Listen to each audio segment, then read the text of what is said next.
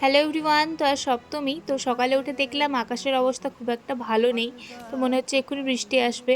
তো যাই হোক, আজ অনেকদিন পর একটু ম্যাগি বানালাম। তো দেখে আশা করি তোমরা বুঝতেই পারছো যে কতটা টেস্টি হয়েছিল।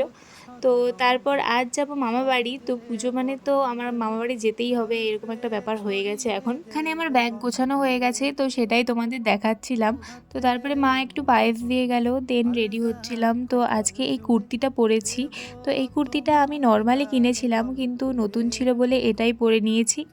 আর হ্যাঁ, আজকেও আমি কোথাও বেরোইনি, শুধুমাত্র মামাবাড়ি গিয়ে বাড়িতেই বসেছিলাম, কোথাও যাইনি। বড় হওয়ার সাথে সাথে পুজো নিয়ে এক্সাইটমেন্টটাই কমে যাচ্ছে। তো আগে ষষ্ঠী থেকে দশমী প্রায় প্রত্যেক দিনই বেরোতাম। তো এখন আর যে খুব ইচ্ছে হয় সেরকমও নয়। তো তারপর স্টেফানি এসে আজকে খুব একটা ওয়েট করতে হয়নি, সঙ্গে সঙ্গে মোটামুটি ট্রেন পেয়ে গেছিলাম। তো তারপর ফাইনালি পৌঁছেও গেছি। তো গিয়ে চা বিস্কুট খেলাম, আর এই বিস্কুটটা আমার ভীষণ ফেভারিট। তারপর আমার মামার মেয়ের সাথে বসে একটু টিভি দেখছিলাম, আর এর ভঙ্গিটা শুধু দেখে যাও তোমরা। তো এভাবেই বাড়িতে বসে বসে কেটে গেল আমার সপ্তমী। তো তোমাদের কেমন কাটলো আমাকে জানাতে ভুলো না।